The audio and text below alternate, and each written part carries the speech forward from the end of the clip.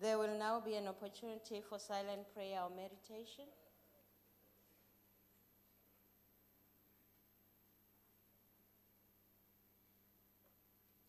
Thank you. You may be seated.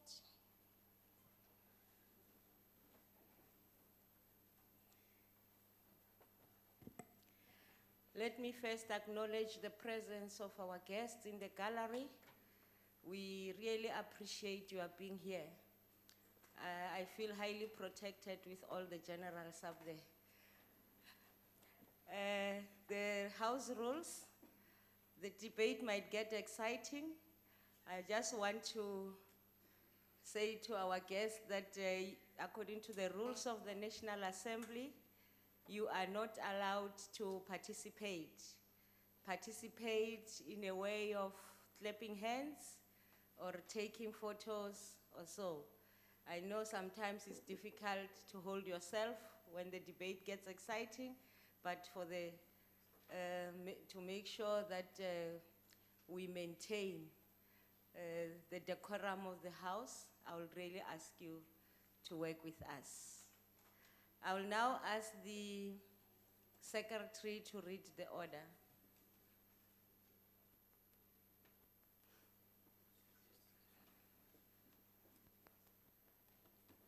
Debate on vote number 19, defense and military veterans.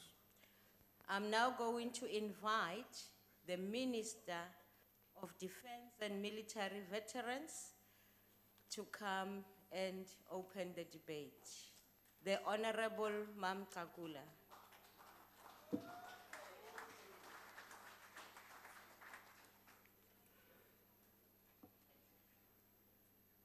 Did I hear some hands clapping up there?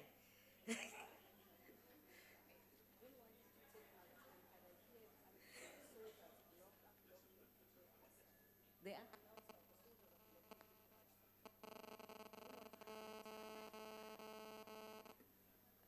Soldiers are blocking people outside. Can you check on that? Oh, I'm here.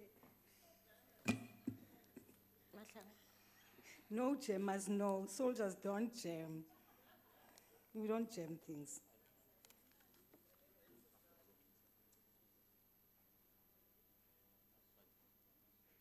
No, you can't start moving time.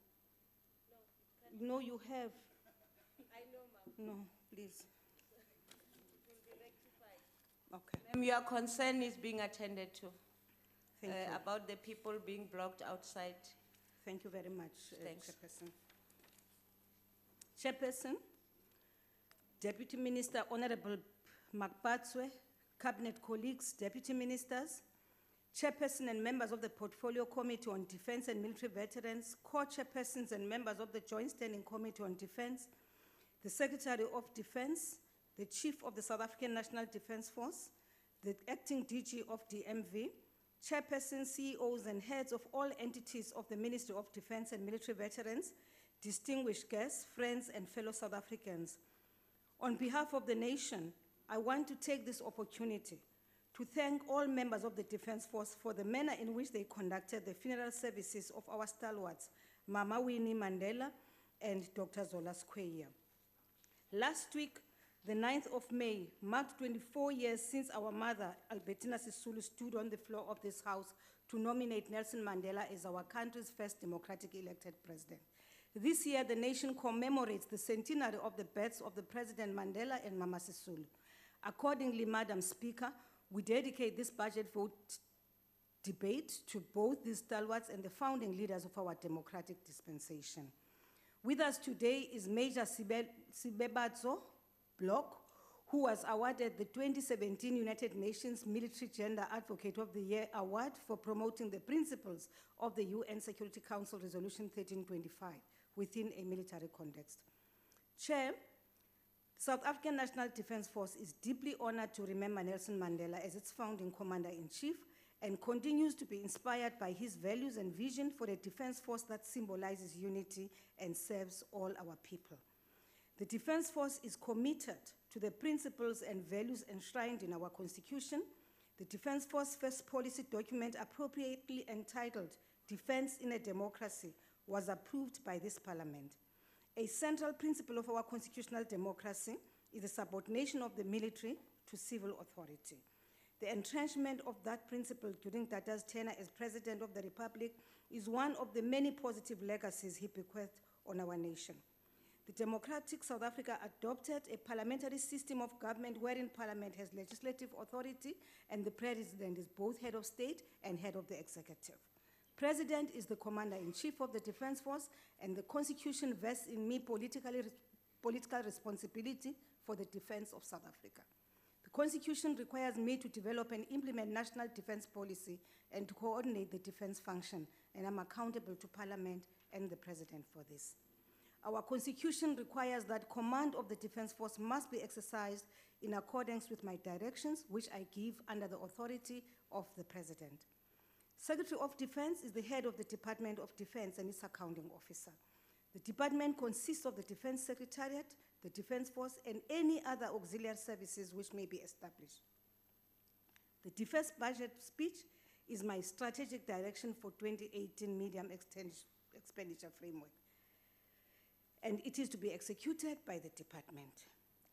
Chairperson, South Africa is a peaceful country that lives in harmony with its neighbors. However, the unpredictability of the strategic environment, together with the emerging conflict trends on the African continent, requires us to maintain a credible military force as a deterrent. Some of the countries in the SADC are injecting financial resources to build their military capacity through acquisition programs. Conversely, South Africa is on the path of reduced defense expenditure. The Defense Review 2015 warned us, and I quote, "No country can be considered immune from the international acts of terror that are difficult to counter, owing to the international networks involved, and which may be perpetrated by individuals not affiliated to a specific country or group, but to an ideological cause." Close quote. Terrorism poses a real danger to our region. South Africa's constrained ability to effectively manage, monitor, and react to land, air, and maritime threats allows for the continuous inflow of illegal migrants, smuggling of goods, weapons, and human trafficking. These factors contribute to internal instability and lawlessness. The porousness of our borders requires a multi-departmental approach and the cooperation of our neighbors. For instance, the barbaric manner of the recent slaughter in Durban is a concern to our people, and we should note that this is a new phenomenon in South Africa. We must remain vigilant in protecting and securing our airspace and maritime zones. Unmanned aerial vehicles and privately owned small aircrafts are often used to threaten the safety and security of our people. Chair, we are all aware of the growing cyber threat to the Republic and the risk to our sovereignty. It is paramount that efficient, powerful, and cost-effective cyber defense and cybersecurity solutions are implemented to protect the critical information infrastructure. Natural and man-made disasters remain a reality that could have catastrophic consequences for our country. Increased and possibly detrimental global warming is forecast. Chair, both Parliament and Parliament endorsed the South African Defense Review in 2015 as the national policy on defense. We developed the defense plan to arrest the decline, which addressed the first 3 milestones of the Defense Review, and which I presented to the Joint Standing Committee on Defense on the 12th of May 2017. I reported to this House last year that the persistent and continued dramatic downward trend in real terms of the funding allocation to defense has reached a point where the Department of Defense runs the risk of losing more of its essential capabilities in addition to those already lost.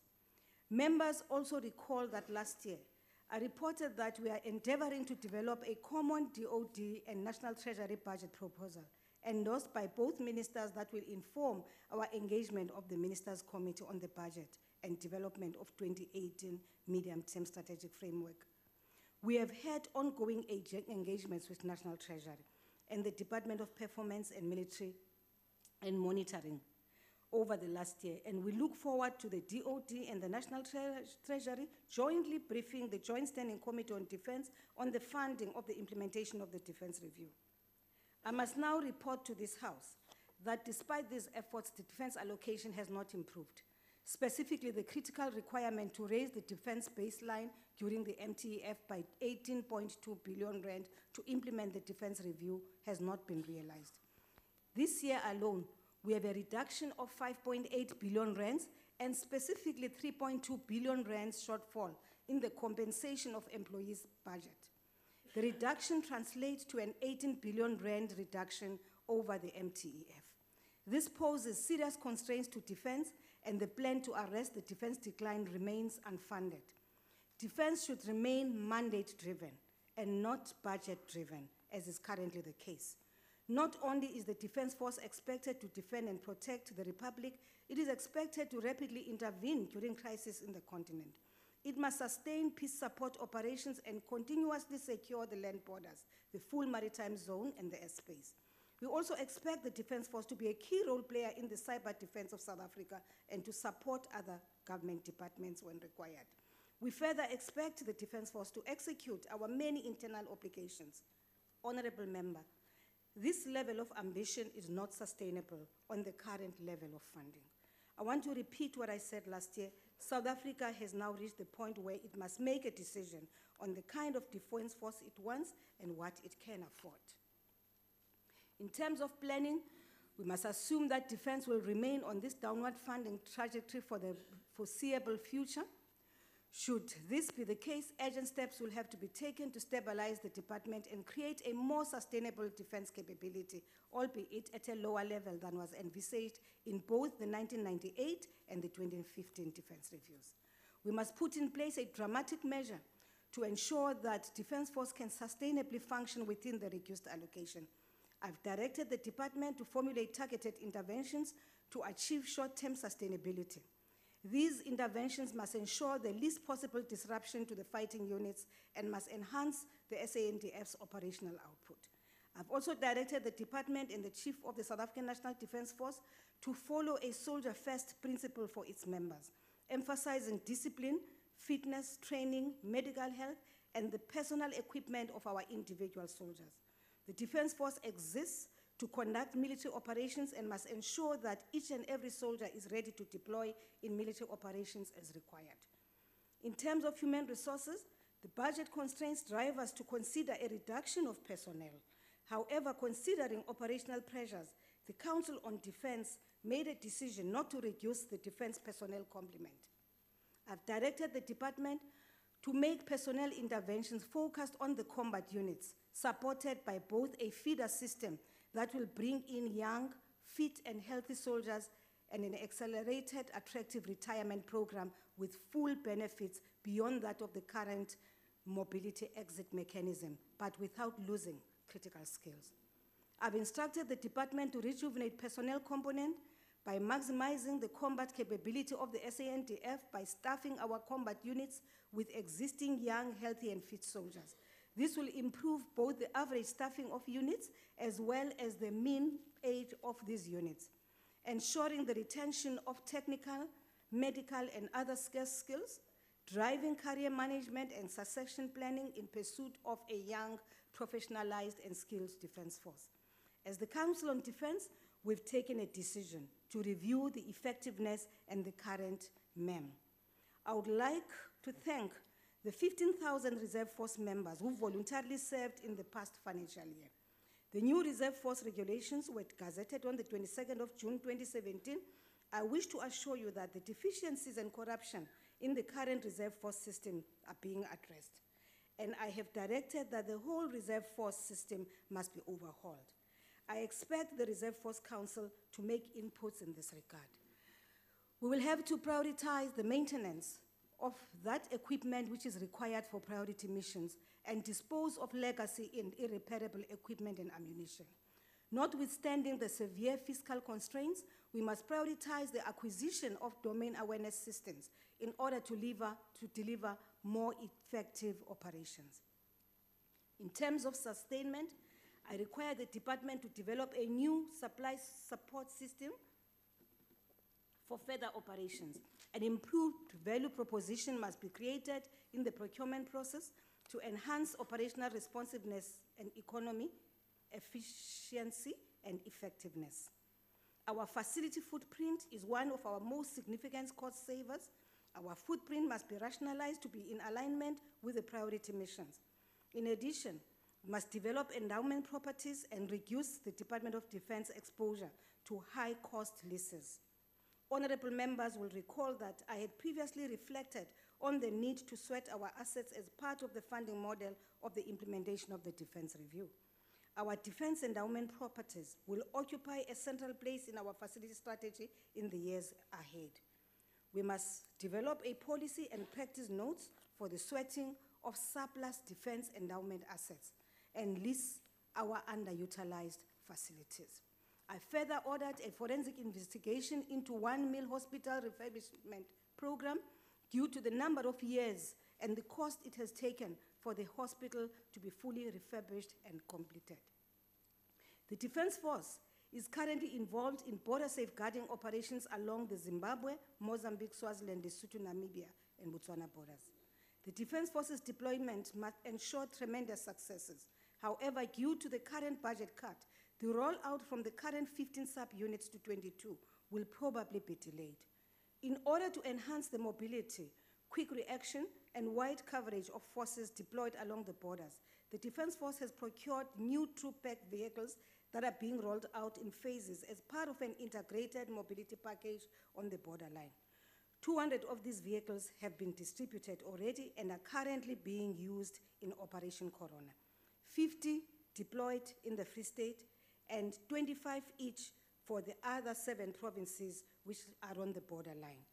Chair, the Defense Force will continue to conduct maritime border safeguarding operations under Operation Corona, ensuring joint and multi-agency approach in safeguarding South Africa's maritime zones and providing a secure environment for the accelerated economic growth initiatives of Operation Pakisha Oceans Economy.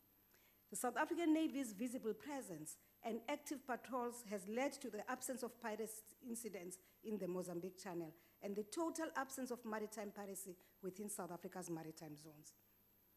Chair, in support of our foreign policy and within the mandates provided by the UN and the AU, we've continued to make a meaningful contribution to the security of the continent, creating an environment where political stability, economic development, and educational and technological advancement exists. In pursuit of these objectives, the sons and daughters of this land have at times paid the ultimate price.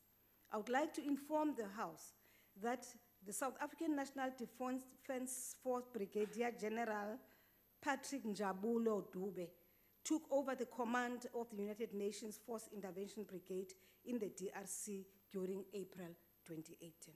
But also to inform you that the commander of MONUSCO, the first commander of MONUSCO, who was South Africa's own General Mgwebi, is here with us today and has retired from active force. South Africa supports the United Nations' intentions to downscale MONUSCO.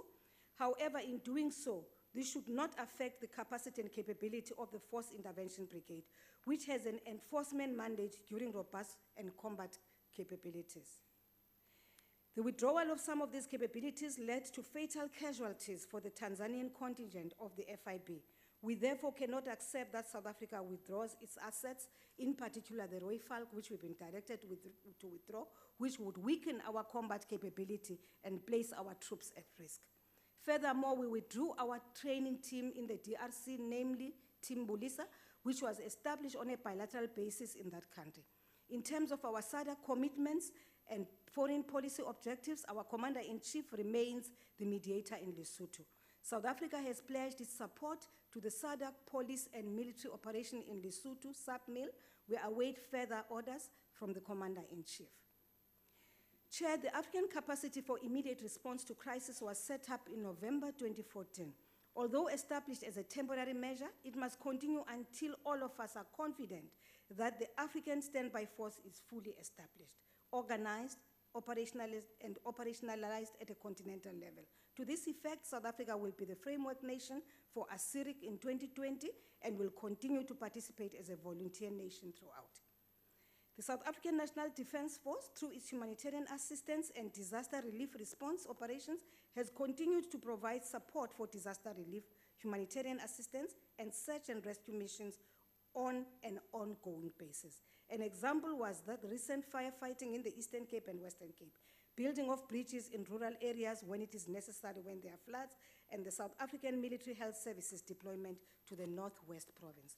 In support of National Development Plan, and the defense is involved in Operation Pakisa, the local building of 3 patrol vessels and the hydrographic survey vessel for the South African Navy will significantly bolster the national shipbuilding industry.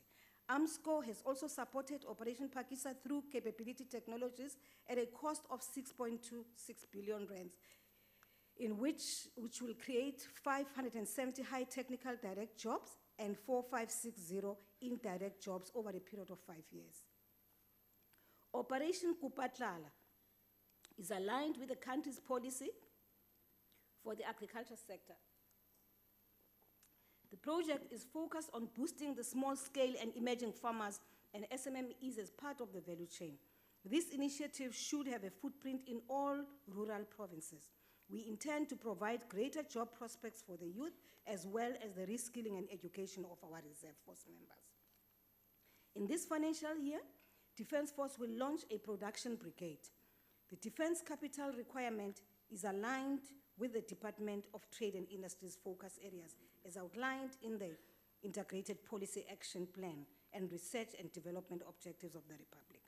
Members will recall that last year, I reported on the launch of the National Defense Industry Council. Subsequently, the Defense Industry Charter was gazetted in August 2017 for public comment, and the sector has agreed on the set targets. The charter now awaits a formal launch. A defense industry strategy has been developed, which directs the transformation of the defense industry through the introduction of SMMEs that are supported through government initiatives and nurtured by existing major companies. A defense industry fund will be launched in 2 weeks' time on the 6th of June 2018.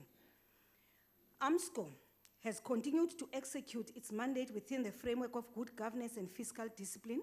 Between AMSCO and the industry, over 120 science and engineering university bursaries have been awarded to new students this year.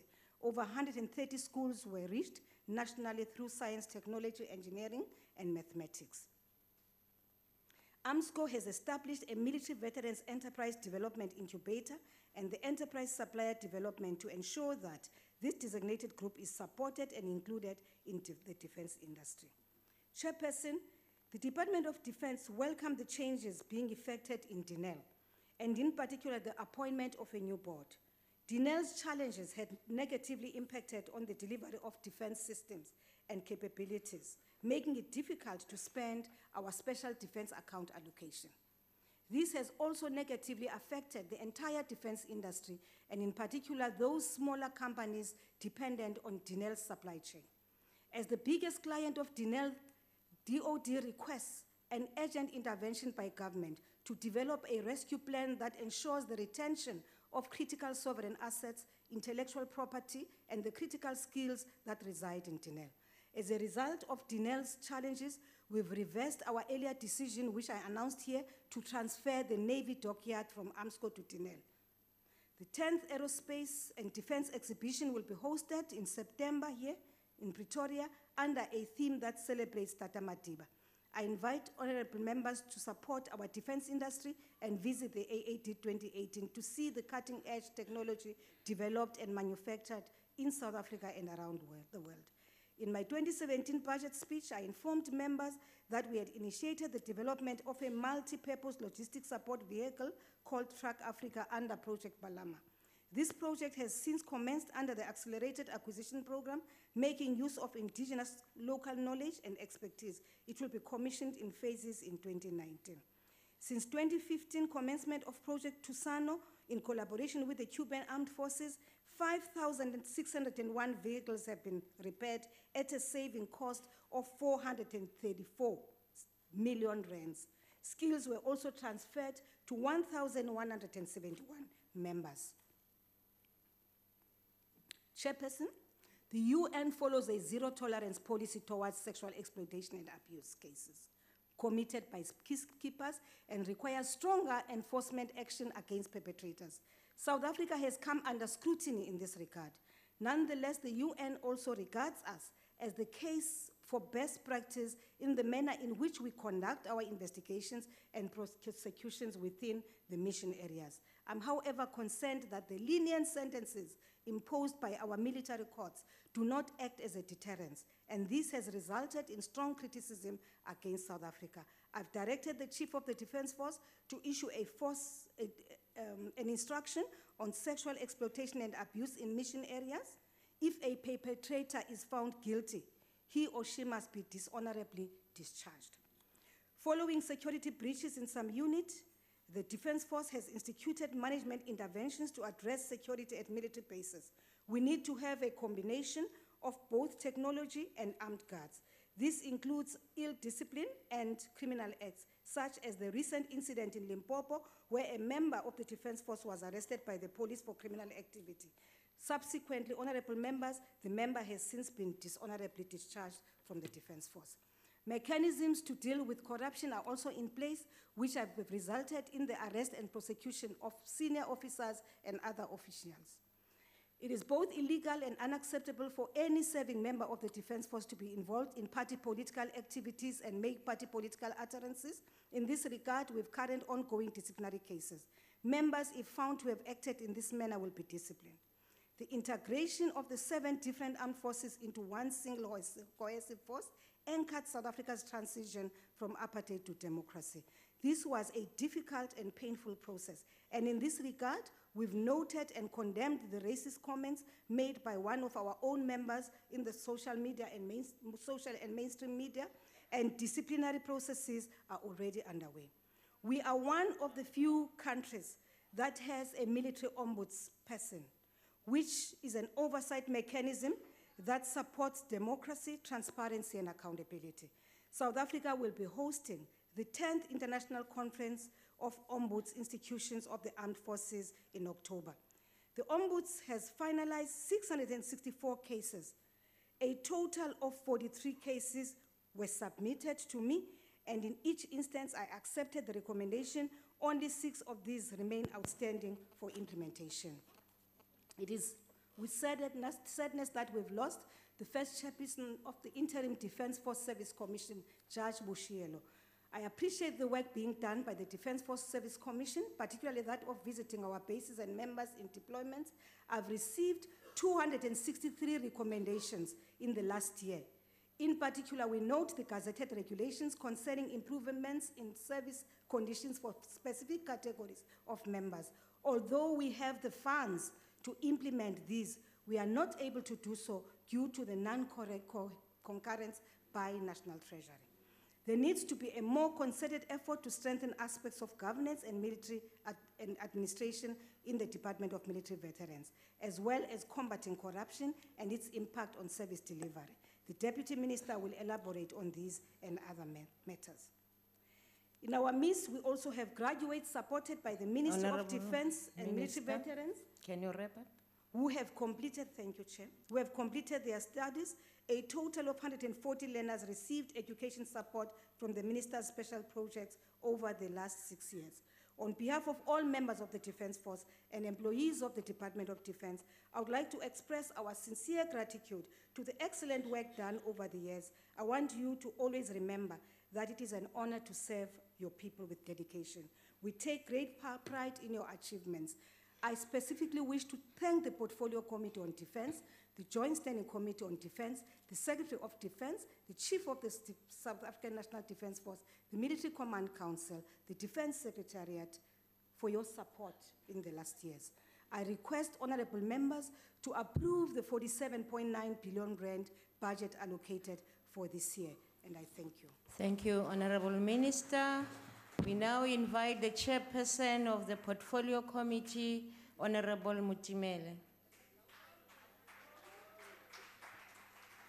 Thank you, Honorable Chairperson, Honorable Minister of Defense and Military Veterans, Comrade Nosviwe, Mapisa Ngakula, Honorable Deputy Minister, Comrade Kebi Mapatswe, Honorable Members of Parliament, guests in the gallery.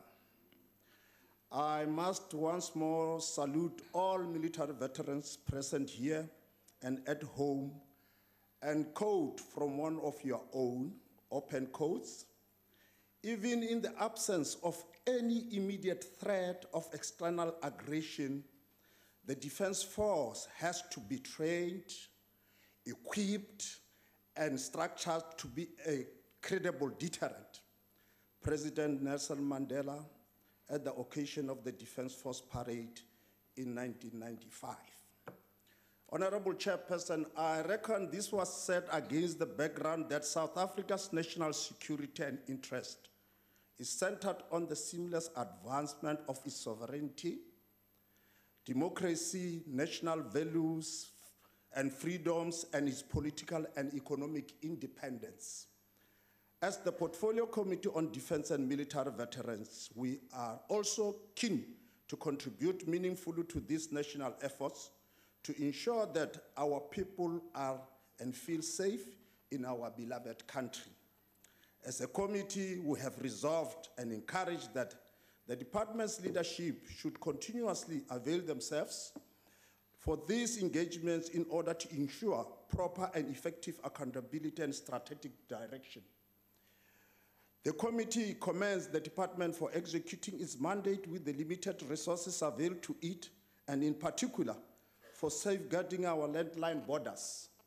We note the various successes in curtailing illegal cross-border activities and encourage the SANDF to further enhance this function to safeguard our borders.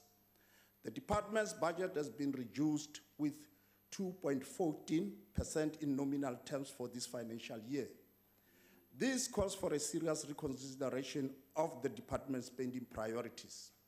As a committee, we have expressed our willingness to assist the department provided it generates concrete and practical options on how to address this challenge. We urge the department to cooperate with National Treasury, as well as the Department of Public Service and Administration in this regard. Related to this, Chairperson, is the concern regarding the lack of substantial progress in the implementation of the 2015 Defense Review, in particular, the deliverables of Milestone 1, which is aimed at addressing the decline in the Defense Force. However, it is comforting for the committee to say that the department has developed a comprehensive plan to prevent the decline of critical defense capabilities by focusing on immediate and directed interventions. The final plan, we understand, is awaiting approval. The new funding model for the implementation of the Defense Review, developed in partnership with the Treasury, is scheduled for completion in 2017-2018. Chairperson and honorable members, as you well know, South Africa's national security inextricably hinges on the stability, unity, and prosperity of the South African region and the continent in general. The committee has recently taken an oversight visit to the Democratic Republic of the Congo. I must say, Chairperson, the committee was impressed with the level of expertise and professionalism of our peacekeepers, and especially the Force Intervention Brigade of MONUSCO. We applaud them for their selfless dedication and encourage them to refrain from any act or conduct unbecoming of a professional soldier. We need to express our discomfort with the logistical support and specifically the procurement processes to our peacekeepers. In particular, we want to highlight the unreliability of the C-130 aircraft, the Oryx and Rooival helicopters due to technical problems. The committee is of the view that DOD should prioritize the repair and maintenance of this aircraft. The Department of Military Veterans has made great strides under the leadership of the Minister, Deputy Minister, and the Acting Director General, and the committee will motivate them to further enhance the effective governance of the department. In particular, the preliminary improved spending of 97% of the total budget by the end of the fourth quarter of 2017-2018 versus the 59.8% in the previous financial year is welcomed. The department should continue this trend in 2018-2019, especially in the two service delivery programs of socio-economic support and the empowerment and stakeholder management programs. We, however, lament the poor performance related to housing, where only 156 out of 500 were built in the fourth quarter, as well as the non-performance on access to public transport for military veterans. We are concerned that we are provided with percentages in reports which do not give a clear understanding of the kind of impact and the number of people that have been assisted. The department should henceforth provide the actual number and/or cases in their reports to the committee. We welcome the educational support given to deserving military veterans and their dependents, as wide-ranging benefits can be accrued from it. We are apprehensive of the drastic escalation in the number of bursaries and advise the department to be vigilant and ensure that this benefit is not being misused. We further noted with unease that this high demand was funded by shifting unspent funds from housing and skill development benefits. The expected expenditure increase in 2018-2019 in relation to catering, communication, infrastructure planning, legal services, and especially the allocation of contractors are worrisome, and we plan to hold the department accountable on these items. The committee acknowledges the 2 consecutive clean audits by the Castle Control Board and urge it to further enhance its good governance practices. The progress made with securing the Castle's assets and staff is also welcomed given the locality and increasing relevance of this historical precinct. The committee will also urge the Castle Control Board to pursue the revenue optimization strategy to enhance revenue collection and become self-sustainable. We welcome AMSCO's willingness and ability to assist the department in the process of sweating assets as an alternative means of raising funds should this process eventually be initiated. We encourage the department to further explore the options generated in order to augment its finances. We have previously expressed our concern regarding the development around Simonstown Dockyard and urged the parties to address their challenges given the dockyard's strategic and practical role to repair and maintain the Navy's vessels. In this regard, appointment of a new director at the dockyard is welcomed.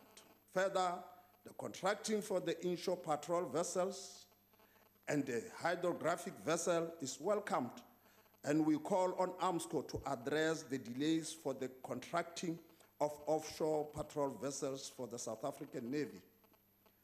The crucial role the military ombudsman has started to play in addressing complaints from serving and former soldiers as well as the public has once again been highlighted in the increasing number of people coming forward for assistance from this office. Noted that the term of the current ombudsman will expire in May 2019. We plan to start inquiring about the process for his successor, given the protracted process to fill the post of the Deputy Military Ombudsman. Further, we urge the Minister to assist the office in addressing the significant delays in the implementation of recommendations by the Military Ombudsman. As a committee, we are proud of the men and women who serve in the South African National Defence Force. We encourage them to continue with their selfless service in defense of our territorial integrity through safeguarding our borders and acting as peacekeepers under trying conditions. The Department of Military Veterans is going from strength to strength despite some of the challenges that are beyond their control. Our call is that all relevant role players need to hold hands to assist them to deliver benefits to our deserving military veterans and their dependents. To our entities, continue the good work to ensure that you contribute to the welfare and economy of our country. In closing, I quote, "I want every member of the SANDF to know that my government and I regard the SANDF as a priceless national asset." President Nelson Mandela at the occasion of the Defence Force Day Parade in 1995. Once again, Honorable Chairperson, the ANC supports and embraces this vote, this budget vote. Thank you very much. We thank you, Honorable Mutimele. Volgens is the achtbaar lid Marai van die DA. Thank you, Chairperson. That's Mare. Marai, Minister, thank you. Minister, there's a saying, talk is cheap, it's money that buys the whiskey. Chairperson, this budget is tantamount to a defence crossroads we have reached, while government and the department are neglecting their obligation to comply with Section 200 of the Constitution. Our committee, unfortunately, has very seldom interacted with the ministers and the Chief of Defence to discuss the dilapidated state of the Defence Force. This budget has been reduced on a yearly basis, both in nominal and in real terms. While comparable nations spend between 2 and 3% of GDP, we only spend 0.95%. With a defence index of 15%, this budget has decreased by 8 billion rand in real terms, which is unrealistic, irresponsible, and unsustainable, and which increases our sovereign vulnerability and the associated risks exponentially. We will hardly be able to re-establish our defence capability to effectively defend our sovereignty on land, sea, and air, to participate in land border security operations, participate in regional peacekeeping missions, support Operation Pakisa, and comply with international treaties. At this rate, and with the concerning deterioration of discipline and the unwillingness to act decisively, it is not a matter of if, but when we will have to close down our once proud SANDF, leaving our land and economic exposed and vulnerable. The chances of us progressing beyond milestone 1 of Defence Review are diminishing by the day, making the 2015 Defence Review irrelevant, unrealistic, and it must be revised. Minister, despite numerous calls by the DA and National Treasury, nothing has been done to restructure the Defence Force, to reprioritise strategies and spending, including the crafting of an exit mechanism for excess staff. Both the Defence Review and National Treasury demand a cost structure of 40% for HR, 30% for operations, 30% for equipment. At the end of the third quarter of last year, HR spending was at 59%, with an indication of a further overspending to be expected. The average age of defence staff is close to 50 years, and for privates close to 32 years. This is not realistic, largely because of our dependence on infantry units. It fans the perception that the Defence Force is an old boys club and a provider of protected jobs for cronies. Minister, a poor economy and a decreasing budget are our realities, as this department is clearly not a high government priority. The DA believes that we can, however, achieve much more with the current budget through efficient reprioritisation, implementation and management. Treasury will need to agree to a once-off allocation to fund the exit mechanism to reduce HR costs close to 40%. We also need to liquidate non-essential assets, which will release funds to spend on recapitalisation of essential assets, primarily in the Air Force, Navy and the infantry. Our soldiers, as part of MONUSCO and the DRC, deserve more acknowledgement and support. They play a critical role bringing stability and peace, enabling economic development, and ensuring peaceful, free and fair elections in December this year. Minister and General Choki, the poor logistical support to our soldiers, the poor state and serviceability of our prime mission equipment, inadequate discipline, and the negative perceptions among the UN leadership and MONUSCO donors are all manageable variables that can be changed if the political will exists. The SANDF has a poor record with the UN on the serviceability of our mission equipment. 80% of the UN refund is based on the effectiveness of our Oryx and Rafale helicopters, and yet they were able to fly only 34% of the allocated flights in February this year. The reason? Poor maintenance due to unavailability or slow delivery of spare parts. Our involvement with MONUSCO is an opportunity to contribute to a peaceful region and to free and fair elections while gaining critical source of ring-fence revenue if only the Minister and Defence leadership were prepared to take bold decisions. Our reliance on one dilapidated C-130 Hercules is now costing us dearly, as regular flights to replenish supplies, transport equipment, and airlift soldiers are inadequate and deplorable. Minister, the DA's view is that you must do more and prioritize the SANDF's interest. You must adopt a pragmatic diplomacy approach in the best interest of South Africa and a stable region in support of our soldiers and to retain the Rafale in the DRC. Urgently restructure the SANDF based on its current and foreseeable role in compliance with Section 200, with a primary focus on land border patrol and protection, sea border patrol and support to our ocean economy, and participation in regional peacekeeping to secure regional political and economic stability. Acquire affordable aircraft for the multi-purpose transport such as the C-130J and the Dornier 328TP for maritime patrol. Last week alone, 18 Chinese trawlers plus a further 15 vessels with no transponders on were identified on the East Coast, but we had no capacity to react. This is a grave threat to our sovereignty and our economy. Ensure improved logistical service delivery to our soldiers on our land borders and in the DRC.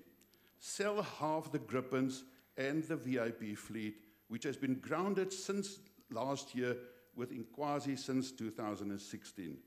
Ensure the urgent replacement of Denel in managing the dockyard in order to ensure delivery of the OPVs and IPVs to protect our naval capability. Address the underutilization of arms corps to secure economic development in the defense industry.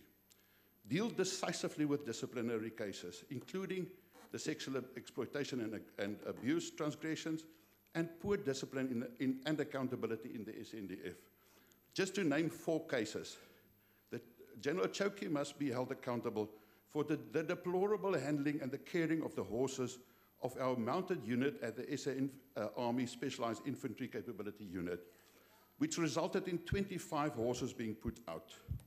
Major Moshlala has expressed blatant racism on Facebook and only received a slap on the wrist. Despite warnings by the DA and the court findings, the SANDF illegally evicted people from the Marievale military base, many of whom are military veterans and children. What has happened to the transgressors for wasting money and acting unlawfully? Nothing. Nothing has happened to Corporal Marakala, the driver of the chief of the Joint Ops, who misused a defense BMW 540 in a heist activity. Minister, the DA appeals to you to restore discipline in all ranks and units and return to basics. Cut non-essential expenses like Arms Corps' 30% salary increases and entertainment costs to the Cape Town Jazz Festival, hunting trips, and non-essential trips abroad.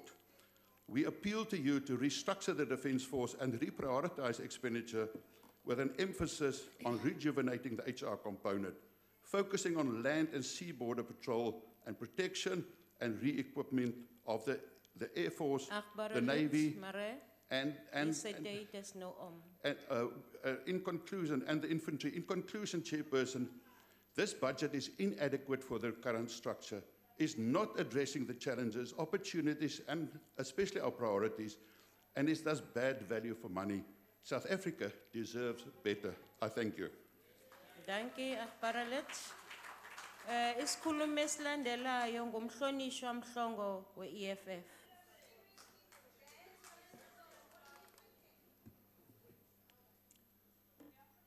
All winning and stable nations build capabilities of their armed forces during times of peace.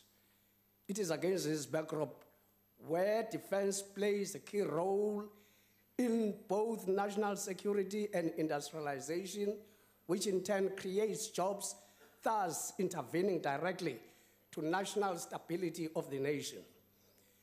In our situation, we are engaging on debate of the Department of Defense and Military Veterans budget vote without a comprehensive strategic defense review report, which is indicative of lack of vision and leadership at both political and management level of the department. Without a plan, it means we are here to endorse fiscal dumping, which promotes consumption through tenders for family and friends without any form of checks and balances or accountability. In your tenure as a Minister of Defense, Honorable Minister, the Internal Audit Division of Defense has collapsed with an incompetent and unfit Chief Internal Executive. But it is surprising that you still keep such an incompetent Chief Internal Executive, because in the absence of functioning internal audit, it is a free-for-all, and no one is there to raise an alarm about the looting taking place at an industrial scale. The other issue of concern is on outsourced HR services, which ought to be brought under Defense Secretariat for harmonization with DPSA position or regulations. This is a threat to defense on its own, as critical personnel information of the members of the Department of Defense may land in the hands of people who in turn may put national security at greater risk, as we have seen with FDA putting our country at a greater risk than ever before. One of the key pillars of EFF is building a state capacity in achieving developmental objective of this great nation and the continent. It is surprising that this department is deliberately weakening engineering division by outsourcing core functions of this division while trainer engineers champ under the sun in Tabanchu playing mrabaraba for the whole day. As EFF, we congratulate Armscor management for remaining honest and true and patriotic to the nation. We call upon the Ministers of Defense, Trade and Industry, and state-owned enterprises, as well as the head of state, to intervene in the harmonization of working relations between Armscor, Denel, and DOD for the country to live to its full potential. After all, you are howlers. Empty tins make noise. If Denel was performing to its expected capacity, we would not have been held in ransom by unpatriotic people like FDA, who brought security of our country to greater risk. We need leadership, Madam Minister, to ensure that Armscor plays a key role in the building of defense capabilities in line with the 20th century demands and at most industrial partner in job creation. On the peace mission, there can be no realization of peace in the continent without this department developing a clear plan which will enhance maximum security of the continent in line with AU objectives. For all this to be achieved, we need a shared vision with member states in the continent, of which South Africa must play a crucial leadership role.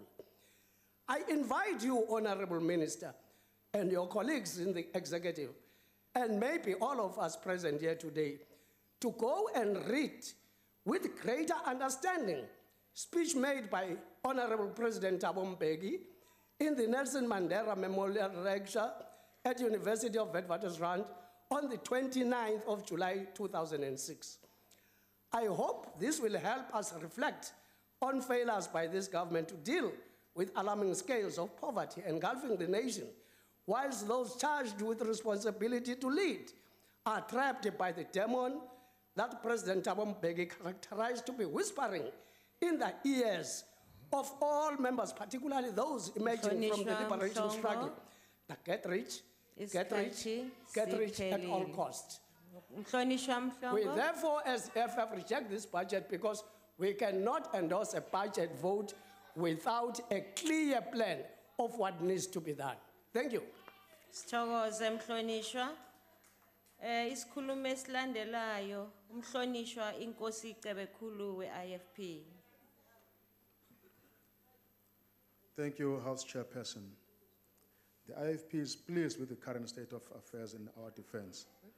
Our ground forces deployed in various peacekeeping zones are commendable. However, not all is too well here at home. Our borders remain poorly protected. The lack of coordination between the Department of Defense, DERCO, Home Affairs, and SAPS leaves much for our borders to become even more vulnerable. All ports of entry need a coordinated strategy in order to ensure that we prevent syndicates from smuggling illicit goods into our country. We must be sending a strong message to criminals out there that South Africa is not open for drugs or any other unlawful activity. Patrolling is not enough. We need stronger intelligence on global syndicates and locals operating with them. Defense is slowly but surely losing control of guarding and patrolling our national key points, businesses and national parks. We need stronger regional cooperation in order to clamp down on criminal activities through and across our borders. In terms of military veterans and lending support to those who have and continue to serve our country, we can do more. Chairperson, the report on this budget states that a total of 15 sub-units will be deployed for purposes of border safeguarding, although 22 are required for effective border safeguarding. How can we justify this when full well knowing that we are insufficiently deploying units?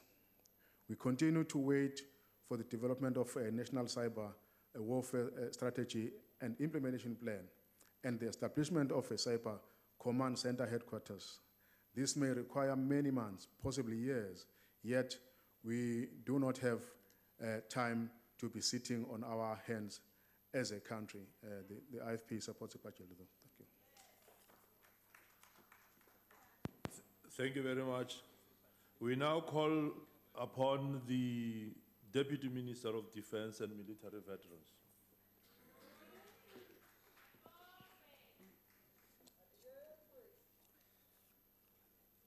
Honorable House Chair, the Minister of Defense and Military Veterans, Honorable Nosiviwe Mapisa Ngagula, military veterans present here.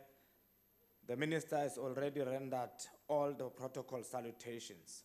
Honorable members, this year marks the centenary celebration of the first Commander-in-Chief of Umkhonto weSizwe and the first Commander-in-Chief of the South African National Defense Force, the late President Rolihlahla Nelson Mandela.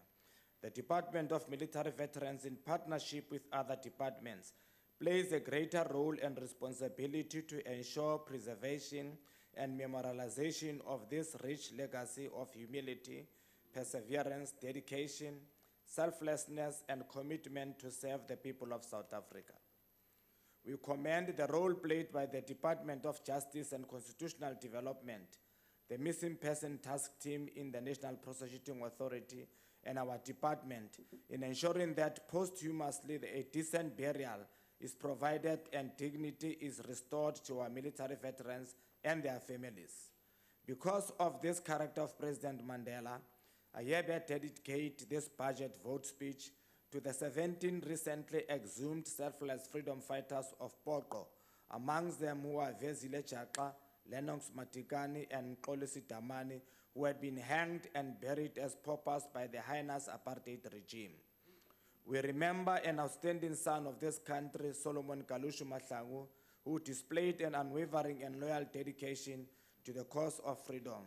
And he said, I quote, "My blood will nourish the tree that will bear the fruits of freedom. Tell my people I love them. They must continue their struggle," close quotes. These words express the transformation displayed in the character of this parliament when it resolved to expropriate land without compensation and put mechanisms towards achieving it.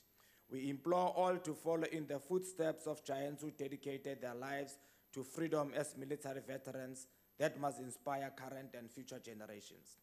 We are proud to announce huge improvements made in some benefits and achieving an unqualified audit opinion. The departmental spend increased in 2017-18 and has reached 97% as opposed to the previous financial years. Honorable Chairperson, let us recall that in 2014, when we were politically mandated as the executive to ensure good governance, oversight, and provide leadership, the DMV was providing education support to only 200 military veterans and their dependents. We are proud to announce that there has been an exponential increase in the previous financial year. The department assisted 7,712 eligible military veterans and their dependents with education support. Honorable members, this exponential rise poses greater risk to the financial resource base of the department. However, the department is exploring intergovernmental relations to mitigate this challenge. Amongst us in the gallery, we have 10 graduates, including a military veteran, Mr. Daniel Badges, who just graduated and achieved his master's degree in public administration at the University of Stellenbosch. In the last financial year, this benefit has produced 74 graduates, which includes a medical doctor, Dr. Nogutula Mayaba, currently interning at Ngwelezane Hospital. May our graduates please stand up there in the gallery. Honorable members, this benefit has been allocated 145.2 million in the current financial year. The allocated budget is a far cry to the demand for education support faced by the department. The health of military veterans is paramount to this administration in ensuring that military veterans access and receive dignified medical assistance. In the previous financial year, the department has cumulatively increased access to health services to more than 15,000 military veterans through the South African Military Health Services. In this financial year, the benefit has been allocated 64.3 million, and it is planned to provide access to health care to 17,000 military veterans. Honorable Chair, our country faces the triple challenges of poverty, unemployment, and inequality, and military veterans are part of the hard hit by the effects of these challenges, to a point that some military veterans die as paupers to this day. It was due to this realization that a ministerial intervention established a program which was not part of the listed benefits in the Act. In the previous financial year, the department had assisted 2,832 military veterans with this support at an expenditure of 25.8 million. This financial year, the allocated budget for SRD has been set at 34 million. Honorable Chair, the department continues through burial support to ensure military veterans are given the dignity and honor they deserve after fulfilling a higher calling to the country. The department will, in the current financial year, as part of the Liberation Heritage Route, build memorial sites of the Battle of Motale, Maseru, and Gaborone massacre to ensure that the memorialization of this sacred part of our history is conserved. In pursuance of the noble act for restoring dignity to many forgotten military veterans, the department will facilitate the launch of 4 books this year from these illustrious military veterans: Mr. Temba Dlamini's book titled Politics is the Dirty Game, Ambassador Edifunde titled A Man with a Mission, Mr. Dan Mudlula titled The Memos, Mr. Tamimolotsi book titled Unfinished Revolution Memos of an MK Commissar. Honorable members, this benefit of honorary memorialization and burial has been allocated 4.1 million this financial year. Chairperson, there has been very slow progress in the delivery of housing. The department has delivered 238 newly built houses and assisted 104 veterans whose mortgages were in distress to a tune of 13 million. We are currently engaged in talks with the Department of Human Settlements on how to accelerate the rollout of houses to military veterans, as well as looking at other models of delivery where possible. The housing benefit has been allocated 35 million in this financial year. Chairperson, the department is exploring private-public partnership with various entities that will take the empowerment of military veterans to another level. This partnership will see military veterans and their dependents empowered through skills development, training, and business support. The department has set a target of 110 military veteran business entities to be supported for this financial year. The department will work with National Treasury and its central supplier database to ensure that companies of military veterans benefit from their designated status as a priority group in the preferential procurement processes, as was pronounced by the Minister of Finance during the MTEF in 2017. The department is encouraging and giving business to military veterans, and we call on the Department of Defense as a sister department to support businesses of military veterans. This call goes further to all spheres of government in line with IGR framework and the Treasury regulations. We have been constantly engaging provincial and local governments and will enter into written agreements with them to create alternative service delivery models to strengthen service delivery to military veterans. Let us commend the provincial and local governments that have allocated and provided support to the military veterans businesses. The empowerment and skills business has been allocated 50.3 million for this financial year. Honorable members, this fifth democratic government has ensured slow but vibrant growth and change in the lives of military veterans. The department has over time matured and ensured it delivers within its capacity despite the administrative challenges it has had over time. I would like to thank the Minister of Defense and Military Veterans for a consistent visionary leadership and support since I was appointed Deputy Minister. To the leadership and staff of the Department of Military Veterans, thank you for your continued support and hard work that is aimed at uplifting military veterans and their dependents. I would like, in conclusion, to thank my wife and family for the continued support that has enabled me to do my work effectively. Honorable members, I hereby call on you to support this budget vote 19 as presented by the Minister of Defense and Military Veterans. I thank you. Thank you, Deputy Minister.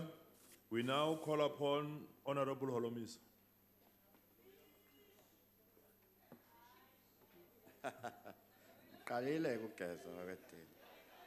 Honorable Chairperson, Honorable Minister, Deputy Minister, and honorable members, the United Democratic Movement supports the budget 19. The South African troops are playing an important role in the peacekeeping missions within our continent. This contribution is a role that the country must continue to play. I am certain that over time, their contribution will make Africa a continent for all its people and the world over. In spite of these efforts, Chairperson, the effectiveness of our soldiers in peacekeeping missions is compromised, and there are grave threats to the success of the mission. The quality of the equipment and other logistical arrangements which are used for a successful mission outcome is of extremely poor quality. These conditions are not an exceptional phenomenon experienced only by soldiers and peacekeeping missions, but as we speak, also those who are deployed to protect our borders. The Defense Force Service Commission, which I'm a member of, as well as the Portfolio Committee on Defense, have visited some of these areas, including our internal bases, whereby they have both separately submitted reports to the Minister. However, we are unaware to the extent to which these reports are shared and discussed with the Commander-in-Chief of the Armed Forces and his cabinet. The truth of the matter is that the situation has not changed since the reports were submitted. We are interested to know whether these were ever escalated to the Commander-in-Chief and his cabinet, and if so, what actions have been taken to improve the conditions of our armed forces. Chairperson, according to widely circulated media reports, our troops in the peacekeeping missions are under attack by rebel forces in countries they are deployed.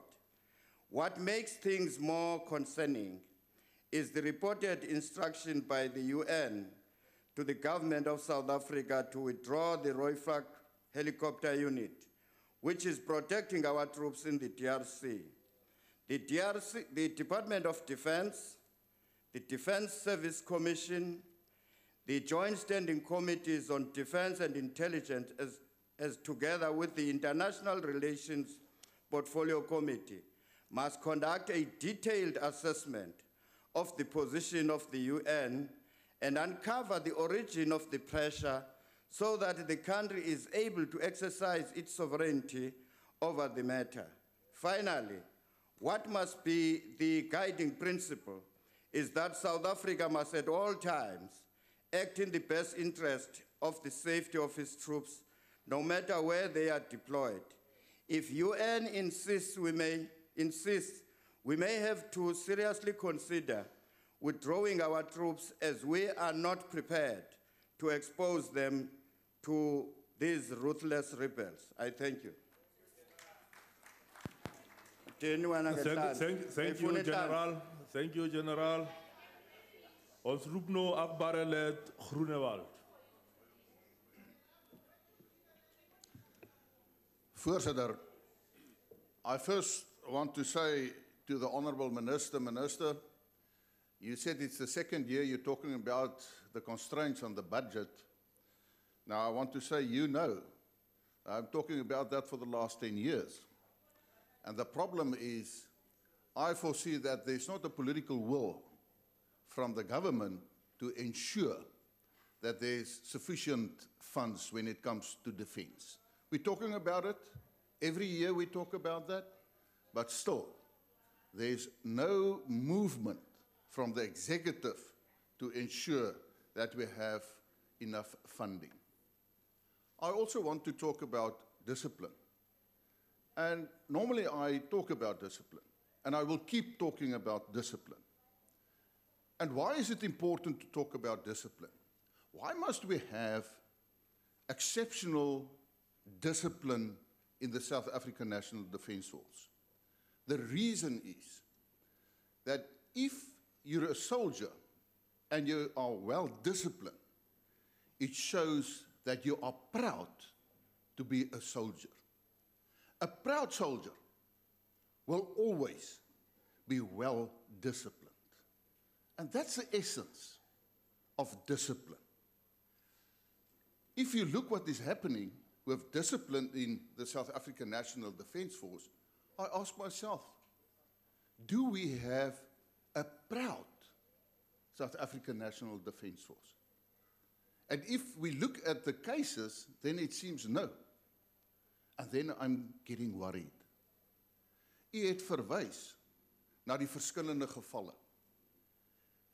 Maar deel van die probleem is juis dat die bevelstruktuur slaag nie daarin om behoorlike dissipline toe te pas nie. Kom ons vat die geval van die berede eenheid van die Suid-Afrikaanse Nasionale Weermag. Ek wil vandag vir u sê, minister, weet u wat gebeur daar? Ek was in die verlede lid van die ou berede sentrum gewees. Die lede kom net in, hulle doen nie hulle werk nie, hulle wil net daar sit, sodat hulle einde van die maand hulle salaris kan ontvang. Dis al. Party van hulle doen selfs nie eers die moeite om te gaan rondstap, om te gaan kyk of al die perde ooit daar is nie. Hulle doen nie die moeite om te kyk of daar genoeg kos is, ons het mos nou die bewyse. Dit beteken dat die bevelstruktuur is laks. En as die bevelstruktuur laks is en ongedisciplineerd is, hoe kan ons verwag dat ons soldate, manne en vroue, goed gedisciplineerd moet wees? U het verwys na die gevalle wat hier spesifiek in terme van misdaad. Kom ek van die een geval, wat nou gearresteer is, en u het gesê die persoon is nou onmiddellik, oneervol uit die weermag ontslaan. Dis die regte ding wat gedoen moet word. Maar daar dieselfde lid was verlede jaar in 'n insident betrokke, waar hy mense van 'n motorfiets probeer afry het, en toe die vrou hom konfronteer het, haar bloot net geskiet. Gelukkig is hy nie dood nie. Hy het haar geskiet. Ek het met die polisie gepraat, en gesê, hoekom word die lid nie gearresteer nie? Maar omdat die lid die bestuurder was van 'n generaal in die weermag, het hulle nie die persoon gearresteer nie. As hulle die persoon toe al gearresteer het, dan sou hy die boodskap gekry het. Jy kan nie net doen wat jy wil nie. Die ander geval in terme van die rasisme, ek het met u gepraat, dit is op rekord, die Vryheidsfront Plus gaan daardie soldaat aankla by die Gelykheidshof. Ons kan nie in die weermag enige politieke aktiwiteite toelaat nie. Ek is 'n Suid-Afrikaanse burger, ek verwag dat die weermag my soewereiniteit as 'n burger ook moet beskerm. Ek dank u. Dankie. We now call upon Honorable Skosana.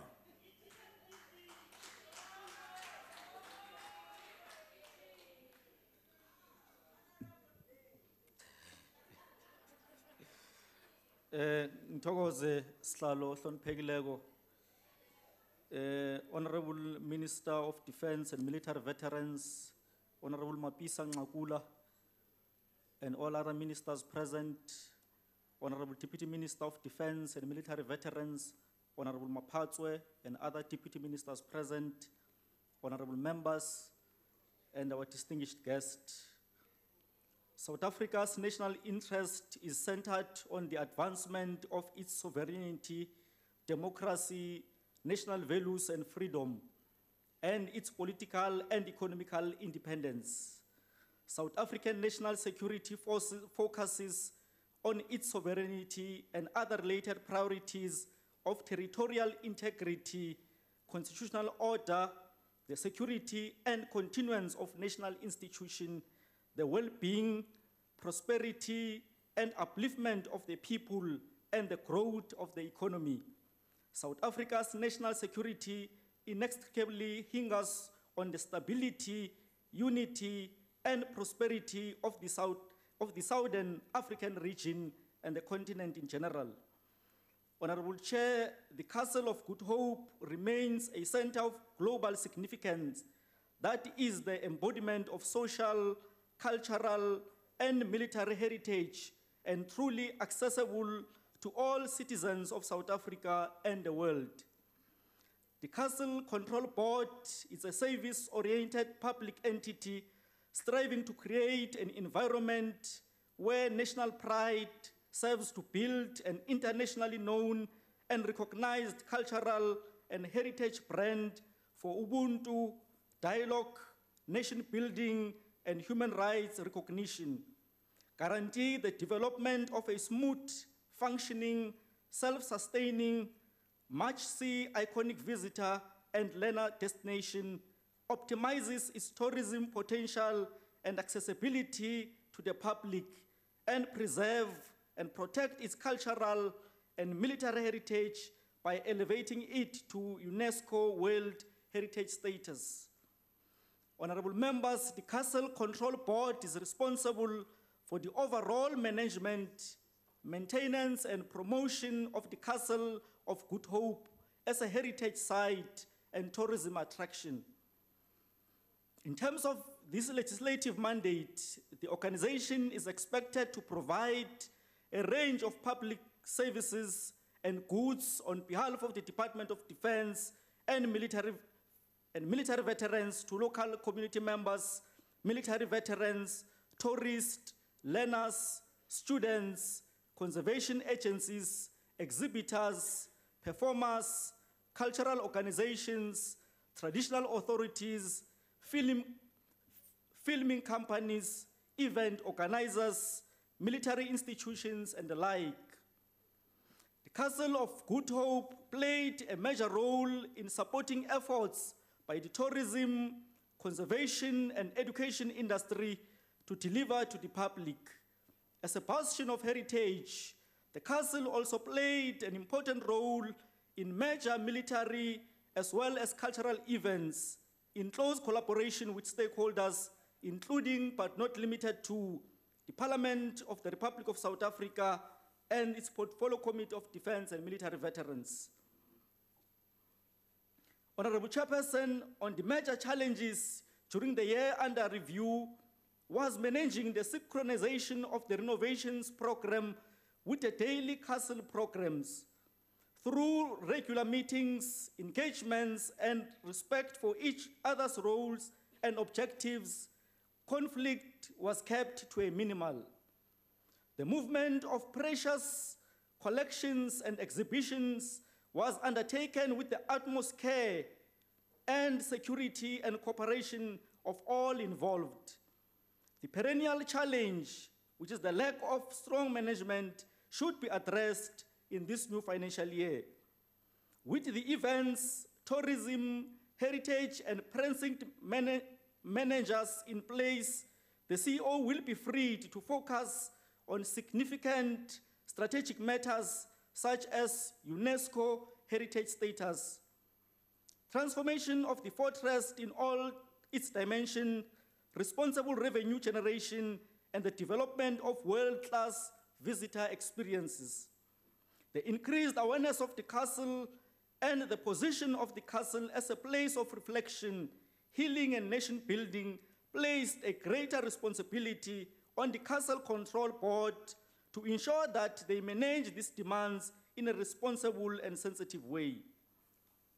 Honorable members, the Military Ombudsman Office has received more than 500 complaints since it was established in 2012. Military Ombudsman is tasked with the investigating complaints lodged in writing by SANDF forces members regarding conditions of service. Military Ombudsman has a responsibility to harmonize the confluence between military discipline and recourse avenues for complaints and grievances in a manner that is consistent with our democratic establishment. Honorable Chairperson, there's an increase of awareness of the Military Ombuds Office. This is a reflection in the increase in the number of cases investigated by the Ombud. Despite personal constraints, the Ombuds Office has successfully investigated a high number of cases in the previous financial year. Now, as the ANC would like to thank General Matanzima for leading and building the institution, and we wish him well as he retires in 6 months to come. Maybe you can give him a round of applause, honorable members.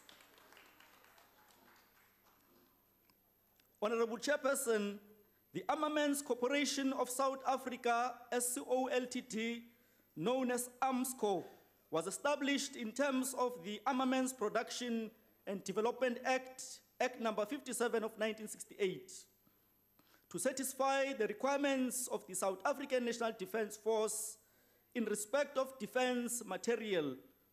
AMSCO differs from other entities in the defence portfolio as it is largely self-funded and profit-driven. Parliamentary oversight of AMSCO thus aims to strike the balance between corporate efficiency, sustainability, and effective service delivery to the SANDF.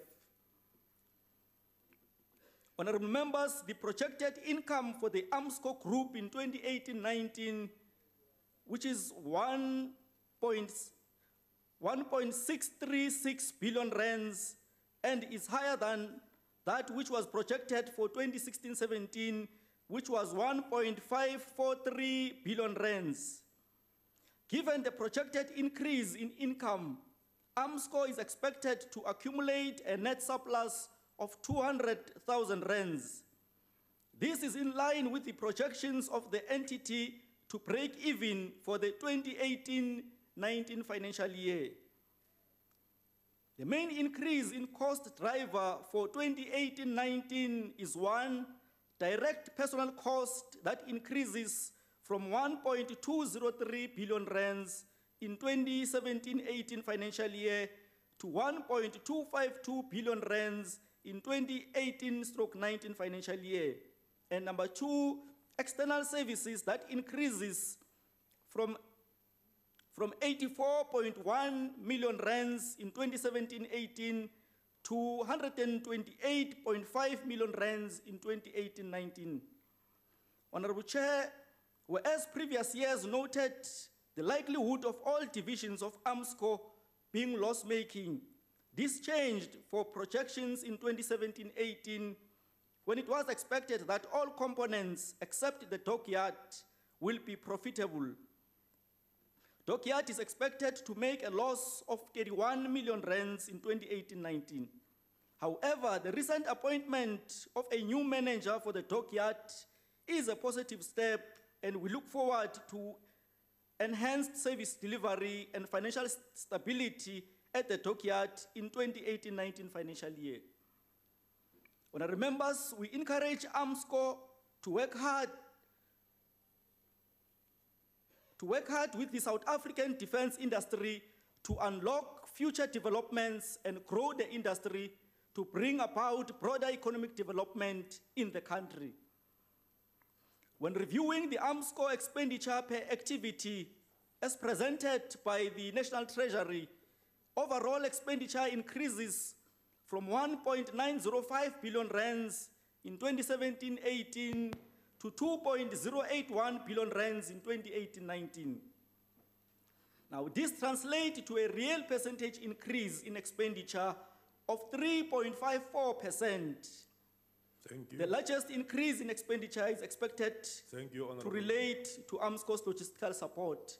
Thanks, Honourable Chair. As the ANC, we support the budget vote. Thank you. We now call upon Honorable Esso. Thank you, Honourable House Chair. The DMV hopes to achieve, that's the Military Veterans Department, level 3 in the impact. Is this realistic? Is this achievable? The impact, of course, deals with the strategic leadership, government and accountability, financial management, and HR management. However, there are many high risks that still continue to prevail in this particular department. And I want to deal with some of those issues that will address the issue of achievement and will we achieve the impact level 3. First and foremost, the incompetent and unqualified staff are still within that department. There's supposed to be skills audit done and a gap analysis that remains outstanding. A new organogram had to be approved by DPSA to address those ineffectiveness and inefficiencies within the department. And of course, it impacts on systems, framework strategies, memoranda, policies, processes, and all procedures. In fact, the very SWOT analysis submitted in the performance plan is also highly questionable and, of course, leave much to be desired. The other one, of course, is discrepancies and disparities within the personnel. We have various figures in the E&E, in the budget statement, in the performance plan, and also in the quarterly reports. It can differ from 116 out of 169 or 133 out of 169. Additional staff, likewise, 74, 76, or 109 additional staff, which means that this department effectively can have 242 members of staff, which includes interns, contract workers, and of course also secondments. Yet, and we ask the question, if it's only 169 posts that's required, with a 20%, 26% vacancy rate, but the 82% additional staff on the personnel, the question is, contractors are now appointed, and that budget increases from 35 million to 58.5 million.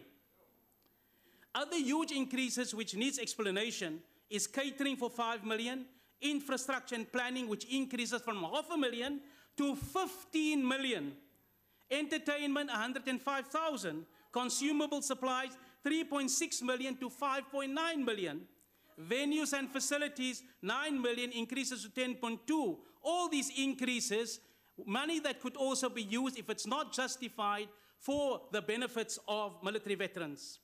Honourable Minister, maybe at this juncture we should request, why were movable assets of the DMV attached by the Sheriff of the Court last week?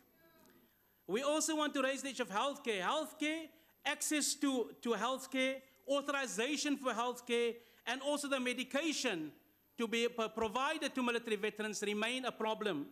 Military pension, non-existent. The SRD, social relief of distress, is still erratic, exposed to fraud and abuse. And those that have been found guilty of abusing the system, what were actually the consequences? Business and skills development, underperformance, service providers lacking, types of training that's being offered, and of course the placement of military vets. Service delivery agencies, SDAs, we find that the policies are outstanding, there's MOUs outstanding, SLLs outstanding, serious risk for the delivery of benefits.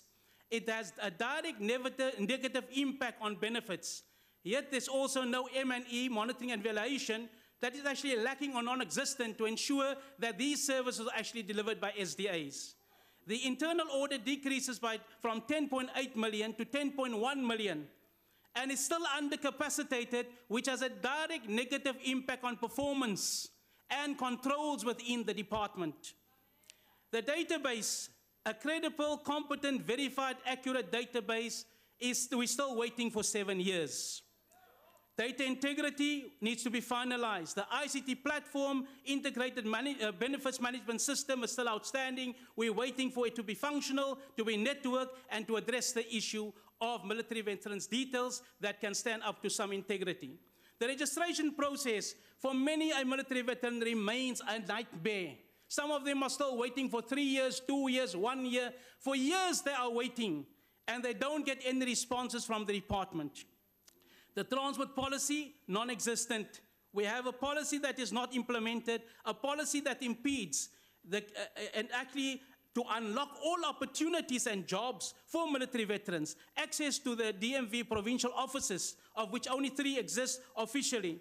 And then, of course, access to hospitals, to clinics, to attend learning institutions, visiting sick and attending funerals of military veterans and family.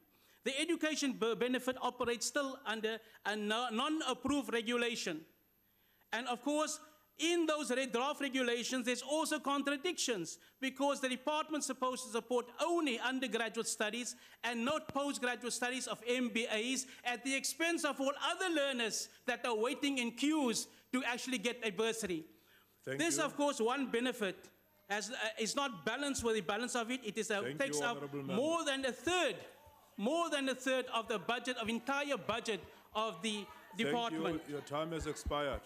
In conclusion, thank you. I just want to raise that the Castle of Good Hope is still under investigation for alleged irregularities, fraud and corruption, and the sustainability plan is still highly questionable. Thank you very much.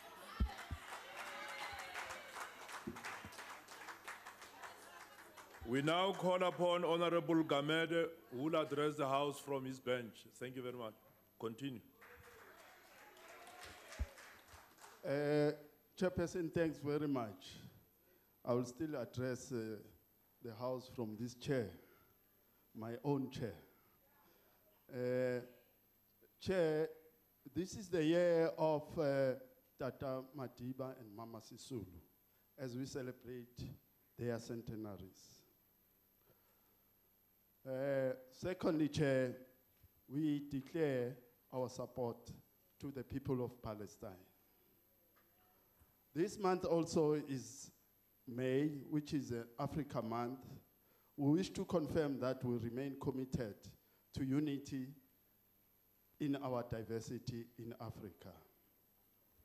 Ministers, Deputy Ministers, Honorable Members, Generals, Secretaries, ladies and gentlemen. Firstly, we as the ANC support this budget. Let me also wish Honorable Tambuza, who's a member of this committee, who's not well, who's hospitalized, and wish her speedy recovery. And we wish also to send our condolences to Honorable Mnisi, who's a member of this committee, who lost her brother. Chairperson, I dedicate my speech today to all the soldiers, all the members of the Defense Force, of the Navy, and of the Air Force, especially all those soldiers deployed in the DRC. As we mentioned that about 6 weeks ago, we were in the DRC, and all over the world. I also bring, Chair, a message from our soldiers that we met in the DRC, who said, and I quote, "Don't embarrass us in our parliament, and don't make a mess and play with the democracy of our country," off quote. I also, Chair,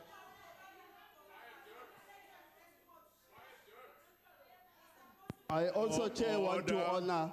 Order, honorable members. We have got a speaker on the podium. Order, honorable members. I also, Chair, want to honor my late father, as an unsung hero. This is what he did in those early years in the 70s.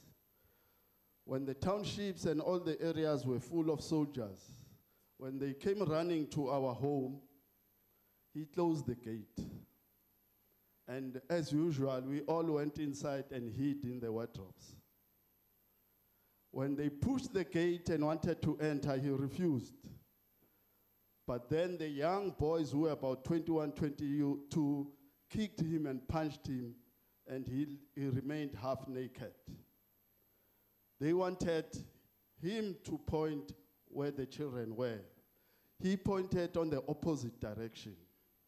They went with him to the next street. In that way, we were saved. Look today where we are, you and I, in a democratic South Africa. The punches that he endured, the kicks that he got, brought us to where we are today. Chairperson, one day we need to honor all our military veterans, especially those from the non-statutory forces, for their contributions in the democracy we enjoy today. That is why a specific department was established to focus on military veterans.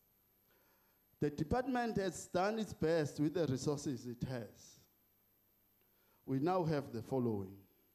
And before I say that, Honorable Minister and Deputy Minister, I do have a report of the committee in front of me, which we adopted these days. And want to give you assurance that in the committee, we are not really that partisan because we deal with the matters of the state. But then, and also to say that in our committees, in most cases, we don't have cameras. It's only when we are here in the house that we have cameras. Then we'll hear different stories. This is what the department has managed to do. Bursary education support between 7,000 and 8,000 learners supported for military veterans.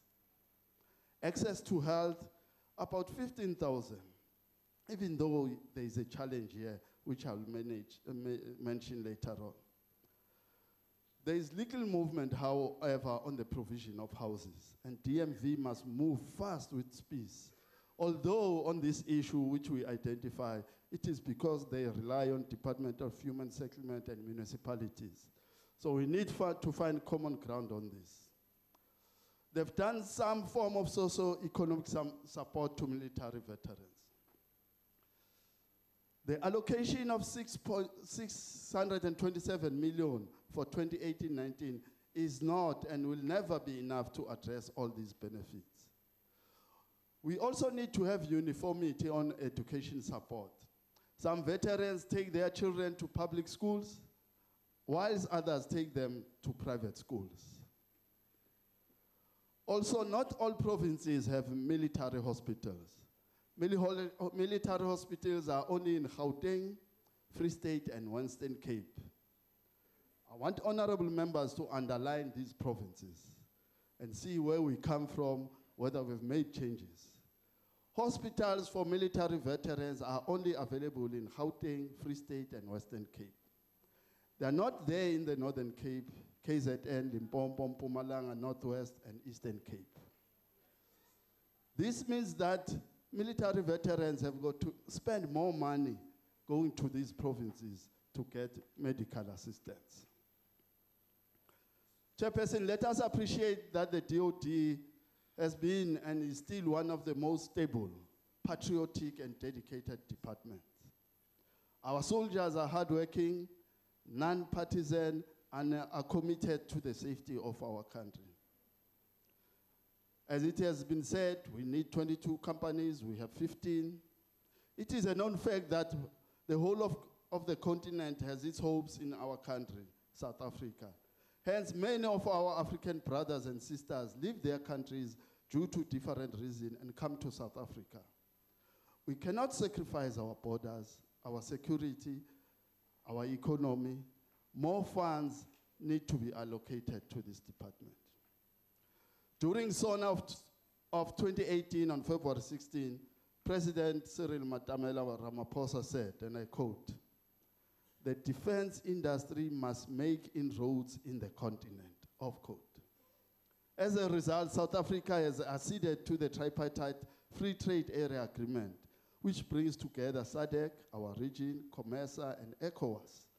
This will open market access opportunities for South African export products. Thus, our own entity, AMSCO, has got a huge opportunity to grow the economy, create more jobs, and actually lead in South Africa's industrial sector. More especially since our country is involved in many peacekeeping missions. The committee has made the following recommendations. Engagement of the Treasury to revisit funding for DOD so that the department can achieve milestone 1. The DOD to finalize cybersecurity strategy, DOD to review leasing aircraft, as the minister admitted, but rather buy them. DOD to meet with Department of Public Works with security and repairs in all our military bases, including border fences, and finishing of the military 1 hospital. DOD must achieve, this will not be negotiable, the SecDev knows about this. DOD must achieve 100% on the payment of SMMEs within the prescribed 30 days period. We know that as a country and as government, we have not allocated much to the DOD. It currently stands at 0.95 to the country's GDP. Chairperson, as I close, there's one message I will say, but before that, I wish to congratulate all the entities of the DOD for achieving good and clean audit outcomes. That is the Military Ombuds Office, Castle Control Board, and AMSCO. To the Deputy Minister, Comrade KB, a request from the Fihlela family. The family requests that the remains of Stu Fihlela be brought back home from Angola. That is Stu Fihlela, who was known as Dr. Hugo. The message, I say this for record purposes, so that when I get back home, I tell them that I delivered the message. Chairperson, the ANC support this budget. Thank you. Thank you very much, Honorable Gamede. Let's now give the Honorable Minister an opportunity to close the debate by responding to some of the issues that we have raised. The Honorable Minister.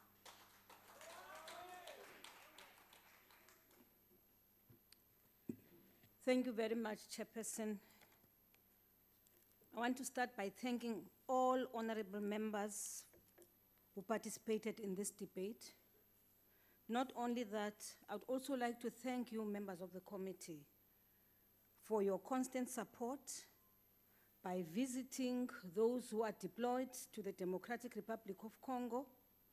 You did not just visit those who are deployed for peacekeeping. You've even gone to the extent of visiting those who are in peace enforcement, the FIB. Thank you very much. It is not easy for soldiers who are deployed out of their country, leaving their families behind, and of course being confronted with some of the logistical problems which you have just outlined here. And I want to assure you, honorable members, that these will be attended to. Of course, the matter of the spare parts, I'm aware that there has been a problem of serviceability of the equipment which we've leased out to the United Nations. And this has led to us have to be penalized at times. At times it also takes time to get our money from the UN, but it really has to do in the main with our own internal systems. I submit to that. Honorable Marie, you raised the matter of the MEM. Just to say that we are looking into the matter. In fact, I've said MEM should be suspended. That's military exit mechanism. We should put it on hold and develop a better system which will be more attractive for people to retire, which will have a better package as well. For now, My view is that MEM has been abused at times to marginalize certain people or even to get some people who are still useful out of the system. But also some people who have critical skills which we still need in the Defense Force. Young people take advantage of the MEM and they apply to leave so that they go for greener pastures out in the private sector, and a couple of years later, they want to come back into the Defense Force. On matters of discipline, Honorable Mary, I take full responsibility, but I also want to set the record straight with regards to one, the person you referred to, who shot attempted murder, yeah? Who shot a girl last year, which I was not aware until he was arrested this time around. That member has been fired. Not only that, the one who had made a racist statement when a white man had been robbed, and there was an attempt to gouge his eye, that one too has been fired. Both of them has been dishonorably discharged from the Defense Force. But I do want to say as well that the matter of SIA cases, as I've indicated earlier on in my budget speech, this has been a big problem. Much as the UN has actually affirmed us in their reports and said we are one country that should be emulated for the manner in which we conduct our investigations and our military tribunals on site. However, the biggest problem now are the penalties which we've been imposing. Very lenient sentences have been passed, and it is for that reason that we've now taken a decision that those who are proven to have abused women in areas of deployment will also form the part of those who will be dishonorably discharged. The matter of Honorable Mhlongo of AMSCO, DOD, Dinel, and Dinel, DOD, AMSCO, just to say that Dinel does not fall under one of our entities of defense. However, if you were to see the minutes of the meetings of the Council on Defense, you will know that this Dinel is our standing item on the agenda, to a point where we've put together a task team of the CEO Dinel, CEO AMSCO, DOD, etc., where we've been dealing with these issues because the challenges of Dinel negatively impact on the work of the Defense Force. So when you say we need to come together, that has been done. We have a standing task team which has been dealing with these issues because Dinel is way behind in terms of schedule of delivery of some of our assets. The internal audit function, I also take full responsibility, Honorable Member. I'm aware of the challenges which currently exist in the internal audit of the Department of Defense, and we are attending to those. General Wolomisa, you raised the matter of the reports of the Defense Force Service Commission, and earlier on I did say that we thank the Defense Force Service Commission for the work it has done and the more than 200 recommendations submitted to us. However, our biggest challenge is the one which I have referred to, and it's quite, everybody is aware of it. It's something that we've been raising. You actually have helped us compile a document which points to certain issues and which you have submitted to me, which we are going to be with the Commander-in-Chief. In the past, of course, the Commander-in-Chief knows about all problems, not only those relevant to defense, but also those relevant to across the board in the security cluster. As I leave the podium, Honorable Member, I do want to thank the chairperson of the committees. I want to thank the whip of the committee. I also do want to thank all members of the committee for your consistent support once more. Yes, we may have failed you in some areas, but we're trying to do our best with the little which we have. Thank you very much. Thank you, Honorable Minister. Honorable members, I think from the chair, would like to thank all members that are here, as well as the guests that have graced this occasion. That concludes the debate and the business of this mini plenary session. The mini plenary will now rise.